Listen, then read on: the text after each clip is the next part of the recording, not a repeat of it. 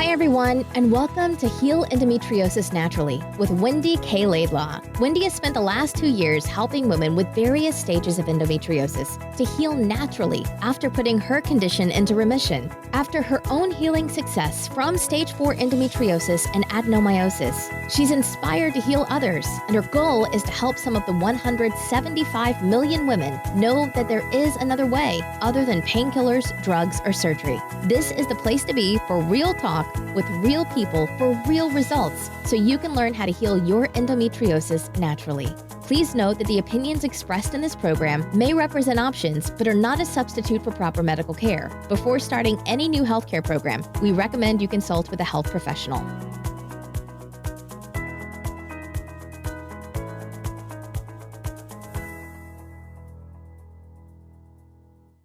Hey, good afternoon, everyone. It's Wendy K. Laidlaw here from Heal Endometriosis Naturally. Today's podcast and message is titled Keeping Calm in a Coronavirus Crisis. Now, this is going to be one of those uplifting rally calls to appeal to the spirit and soul, which will be crying out for some light in a very dark time. For millions of years, us humans have had to overcome abject and dire situations and conditions. Our ancestors, if alive, would testify to that. We're always continually evolving and growing and learning. I was flying to the USA in January and noticed how I was complaining to my children via FaceTime what terribly poor hygiene people had. On the plane, I witnessed at least 6 people coughing their lungs out and 7 people sneeze into this plastic flying machine that was recirculating the air, and now with their bacteria and water droplets in it. What struck me the most, as a mother of 2 children, I had been nagging about how coughs and sneezes spread diseases for years, was how none of these people covered their noses or mouths. The blatant disregard to the ever-evolving and resilient viruses that love this public display of poor human hygiene. Even on the plane in January, it was well known that China was in the strong wave of the coronavirus, and it was getting stronger. Yet the standard safety videos that went on for the passengers paid zero attention to this fact that few people covered their nose and mouth. Hindsight is a wonderful thing, but foresight is better, especially when it comes to saving life or some pain, said William Blake. Very eloquently, I may add, but perhaps someone with a little insight to how quickly these viruses spread, especially with world travel being so easy, or rather it was before the coronavirus, that one of the air hostesses would have perhaps stood up at the front of the plane and taught these selfish humans how to cover their noses and mouths. Perhaps that might have helped delay or prevent the worldwide spread a little bit. Who knows? What I do know is that fear is a paralyzing state to be in and is not conducive to the state we find ourselves in globally now. It is of no surprise that the selfish humans that were in hiding before are displaying their abject selfishness and stockpiling ludicrous items like toilet roll, and stockpiling food and supplies that our supermarkets are having to now put controls over. Nice, normal, considerate people understand the concept of thinking about others, but this pandemic is already spotlighting the selfish ones. I read that Boris Johnson, the Prime Minister, has declared it a wartime approach to the country. And he is right in one regard. It is a battle against the virus. Perhaps already one of the early lessons we're learning is that we became complacent to the basics like covering our noses and mouth and hand washing. The importance of hand washing dates back to Louis Pasteur when he recognised how microbes lived on hands and for the medical profession to stop spreading diseases by washing their hands thoroughly and regularly. But sadly, he would be mocked and vilified by the medical profession and end up in a mental institute and worn down by that closed-minded society then. So we must all remember that we humans are capable of the most untold feats. Our ancestors survived far worse to give birth to our family and which enabled us to survive today. I think actually we've had it too good for so long. And if you look back through the history books, we've had the longest peacetime and such high standards for living for over at least 40 to 50 years. We've become soft and comfortable with our trappings. Yet throughout all this material comfort, believe it or not, antidepressants are prescribed at the highest rate ever in history. So something is wrong somewhere. Maybe it's nature's way of reminding us that we are only human after all, and that it's the basics that make us happy humans. For me, I find I'm at my happiest out in nature, amongst the greenery or by the sea, or enjoying good company with my beautiful family and friends. The singer Ricky Skaggs says, "The simple life is the life for me, and to live a simple life in a difficult time." We are all going through challenging times right now. I refer the word challenging rather than bad or difficult because I like to believe that this is a learning time, and the meaning of this coronavirus will become clearer once we are past it. Already I am wondering what the countries and societies will learn from this torrid time and when it's over and above the basics of regular hand washing and coughs and sneezes spread diseases. But what is highly important is self-care, and that means discerning what comes into your mind and into your body. From a healthy emotional perspective, be selective about what you read, what you listen to and watch with regards to the coronavirus right now. Perhaps limit the time you expose yourself to the mainstream media and social media, or at least get the news from trusted sources like the BBC News or Radio 4. There are lots of fake news stories which not only cause confusion but great distress. And sometimes there's just too much information. It's hard to decipher what is worth listening to and to ignore. I do have to admit to being somewhat triggered at the moment by the impending concept of being relegated to my home, housebound and unable to leave for any long period of time. It reminds me of when endometriosis and adenomyosis ravaged my body and I was totally disabled and confined to the home physically, unable to move for several years. I understand obviously this is different, but it is frustrating to some part of me. Yet I know I will find the resolve and make the best out of this situation. I will look to see how I can help as many people as I can get comfort and perhaps use their confinement to do some online learning and expand their knowledge. But I will not let a coronavirus, endometriosis, adenomyosis or any other disease, virus or any person or circumstance affect me for long. Personally, I will be doing the following to ensure my mental and physical fitness during the next few months, as it will be months until this critter of a coronavirus has finished its destruction on the life as we once knew it.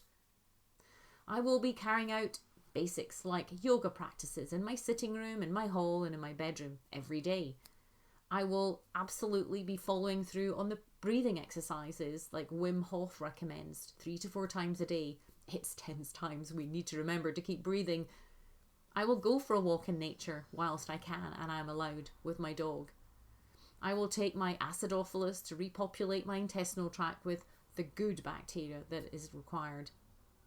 I will take vitamin C or ascorbic acid 1,000 milligrams 2 to 3 times a day or more if I contract coronavirus.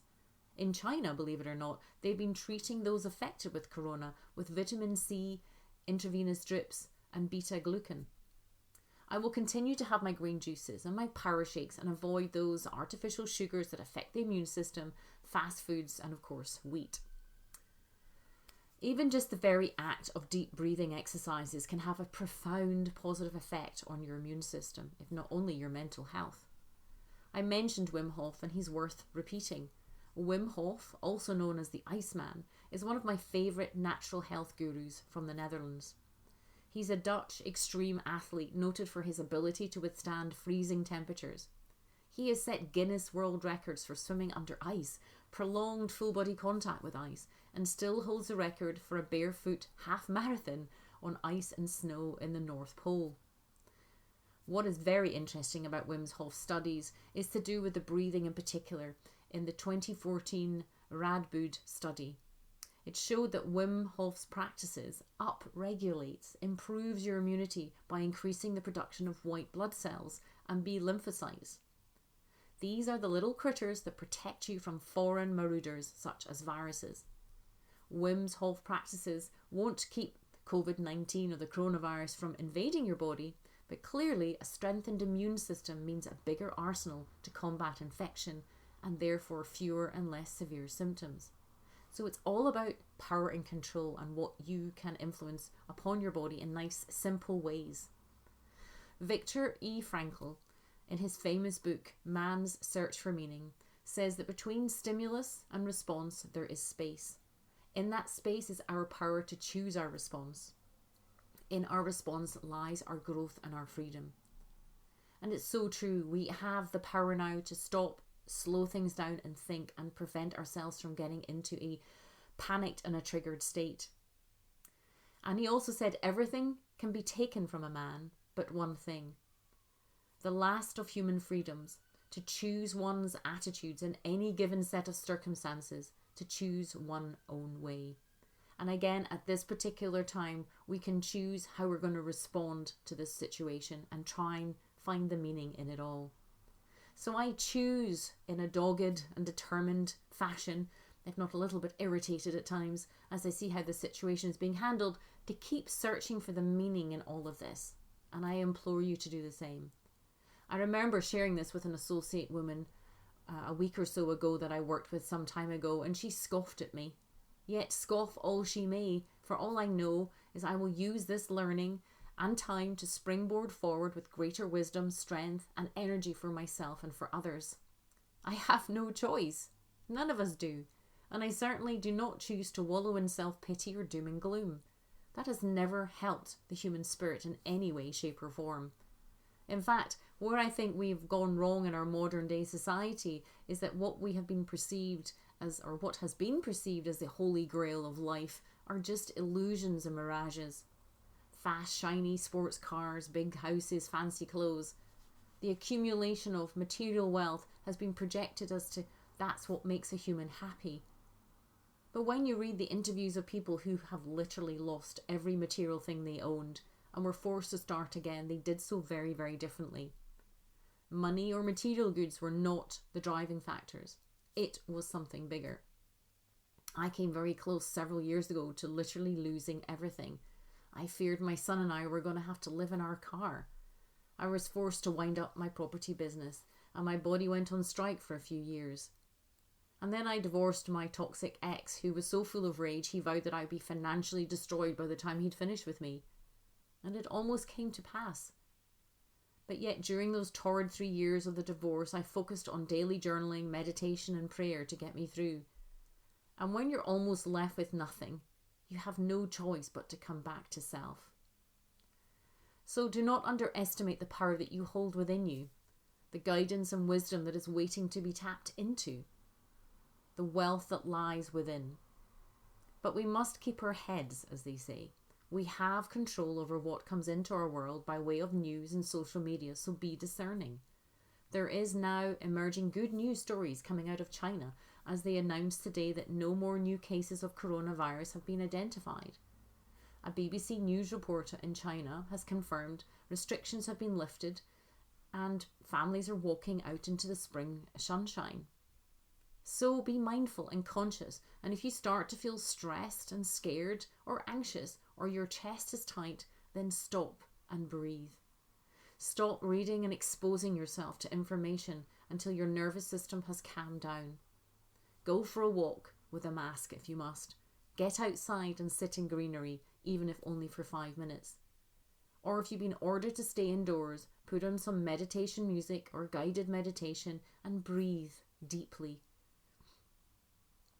And this one last thing is the most important, I think, at this point for me. I'm going to turn on my Spotify, choose the most uplifting songs, turn up my speaker and dance. The gift of life is so precious, and I hope that the lesson for millions is to live more in the moment, in the present day, and be grateful for small mercies. Be super grateful and appreciative for your health, for the roof over your head, and for the food on your table. What I do know beyond any shadow of a doubt is that you will be okay.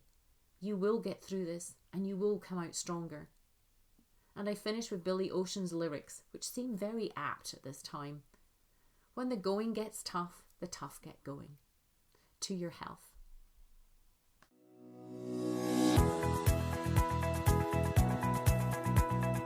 Thanks for listening to Heal Endometriosis Naturally with Wendy K. Laidlaw. And I hope you enjoyed the show. Don't forget to subscribe, like, and rate us. If you're interested in learning more, you can download your top 5 jumpstart tips at healendometriosisnaturally.com and jump on the VIP email list. Remember to keep you number one, for the world needs a healthy you.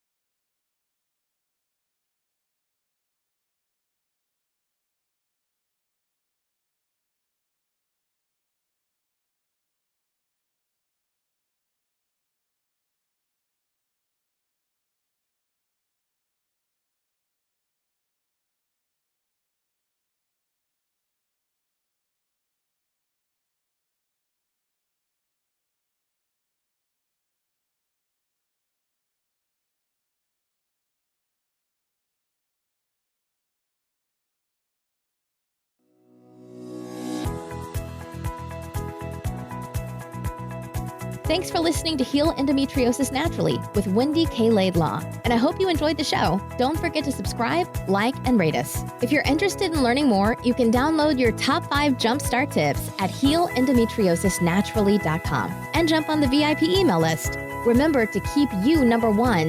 The world needs a healthy you.